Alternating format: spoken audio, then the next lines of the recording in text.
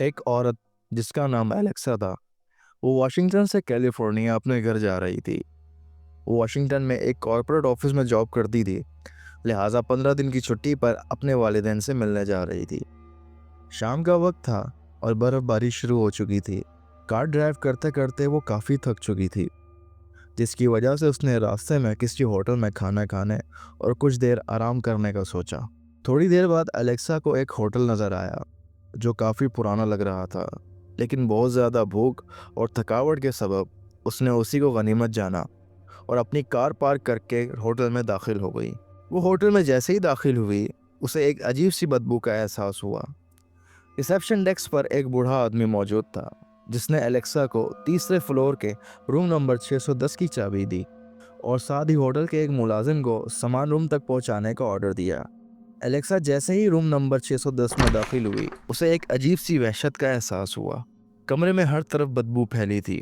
बदबू इतनी शिद्दत की आ रही थी कि एलेक्सा ने होटल के मुलाजिम को रूम तब्दील करने का कहा, जिस पर मुलाजिम ने कहा, मैडम, इस रूम के अलावा कोई भी रूम 2 दिन तक खाली नहीं। जिस पर एलेक्सा काफ़ी मायूस हो गई। बहरहाल रात तो गुजारनी थी। उसने फ़ौरन से कमरे की खिड़कियां खोल दी, जिससे थोड़ी ही देर में कमरे की बदबू काफ़ी हद तक ख़त्म हो गई। एलेक्सा कमरे में दाखिल हुई और बेड पर आराम करने के लिए लेट गई। उसने सोचा कि थोड़ी देर आराम करने के बाद वेटर को खाने का ऑर्डर दूंगी। अभी वो लेटी ही थी कि उसे ऐसा लगा कि कोई उसे आवाज़ दे रहा है और कह रहा हो, एलेक्सा, खिड़की की तरफ आओ। पहले तो उसने उसे अपना वहम समझा, लेकिन जब उसने आंखें खोली तो उसे खिड़की के पास एक साया नजर आया, जो उसे देखकर फौरन गायब हो गया। ये देखना था कि एलेक्सा के तो जैसे पाँव मन भर के हो गए हों।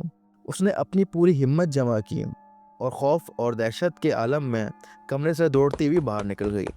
वो लापरवाही में दौड़ते हुए लॉबी में जा पहुंची और रिसेप्शन पर मौजूद उस शख्स से कहा कि वो एक लम्हा भी इस होटल में नहीं रुकेगी। अगर वो यहाँ रुकी तो यकीनन सुबह तक जिंदा नहीं रहेगी। रिसेप्शन पर मौजूद शख्स ने उससे ऐसा बर्ताव किया कि जैसे इसके लिए ये कोई नई बात नहीं।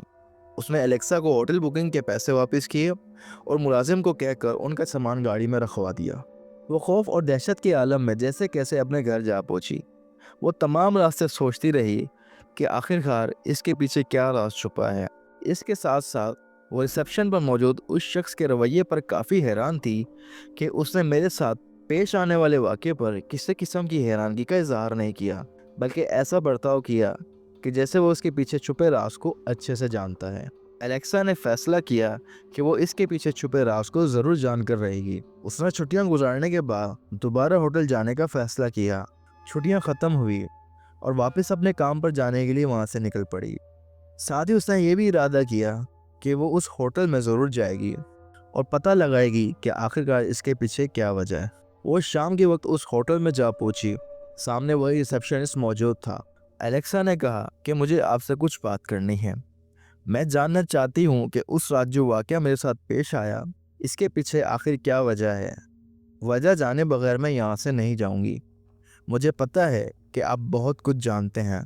ये सब सुनकर पहले तो वो बूढ़ा शख्स कुछ हिचकिचाया, लेकिन काफ़ी इसरार करने के बाद वो बताने पर राज़ी हो गया। उसने कहा, मैडम, ये बात यहाँ नहीं हो सकती। इसके लिए हमें यहाँ से बाहर जाना होगा। एलेक्सा और वो बूढ़ा शख्स होटल से थोड़ा दूर आ गए। बूढ़े शख्स ने एलेक्सा को मुखातिब करते हुए कहा, मैडम, ये बात 5 नवंबर 1948 की है। इस शाम एक शादीशुदा जोड़े ने हमारे होटल में चेक इन किया। अगले दिन होटल के अमले ने होटल के बाहर सड़क पर उसी औरत की लाश पाई। जो शख्स अपने आप को उस औरत का शौहर जाहिर कर रहा था, वो इस वाक़े के बाद गायब था। शुरू में तो सबने उसको खुदकुशी जाहिर किया, लेकिन जब पुलिस ने उसके हाथ की तरफ देखा तो उसके हाथ की मुट्ठी बंधी हुई थी, जिसमें बालों का एक गुच्छा था। और दूसरा ये कि उस औरत का शौहर भी इस वाक़े के बाद से गायब था। पुलिस को पूरा यकीन हो गया था कि ये खुदकुशी नहीं बल्कि एक मर्डर था।